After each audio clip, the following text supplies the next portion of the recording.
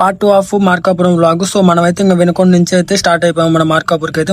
వెనుకొండ నుంచి మార్కాపురంకి అయితే 80 కిలోమీటర్స్ ఉంది. సో నేను 80 కిలోమీటర్స్ అయితే 1.5 hours లో వెళ్ళిపోయాను. అంటే హైవే అవడంతో వెనుకొండ నుంచి మనకి మార్కాపురం కొన్న నేషనల్ హైవే 554D అంటారు. ఈ కొంచెం కొత్త రోడ్డు కాబట్టి సో నేనైతే ఈజీగానే వెళ్ళాను, ఎందుకంటే హైవే కొత్తగా పోసారు రీసెంట్ డేస్ లో. సో హైవే అయితే చాలా బాగుంది. ఈ హైవే పేరు వచ్చేసి 554D అంటారు దీన్ని. వినుకొండ నుంచి ఖమ్మం వరకు అయితే ప్రెసెంట్ అయితే ఈ హైవే అయితే పూర్తిగా అయిపోయింది.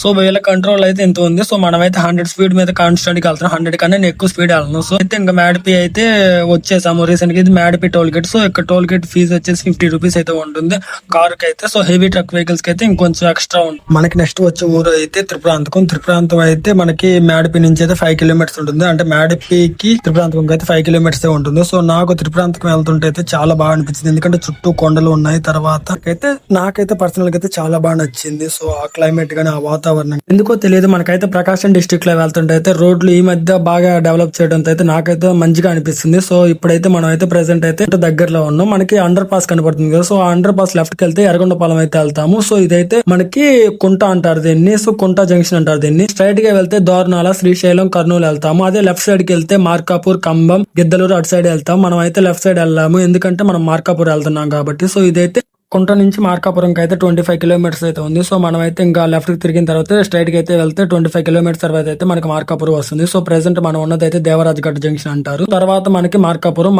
అయితే దేవరాజ్ గఢ్ జంక్షన్ నుంచి అయితే 5 కిలోమీటర్స్ అయితే చూపిస్తుంది గూగుల్ మ్యాప్. ఫైనల్లీ మనం అయితే మార్కాపురం వచ్చాం. మనం మార్కాపురం వచ్చింది అయితే పెళ్లి కార్ కి వచ్చాను నేను. పెళ్లి కార్ కి రావడంతో మనం అయితే వాళ్ళని డ్రాప్ చేసి మనం అయితే ఈవినింగ్ అయితే రిటర్న్ అయిపోయాం. అంతవరకు ఛానల్ సబ్స్క్రైబ్ చేయండి. సాగర్ వాల్మీకి వ్లాగ్.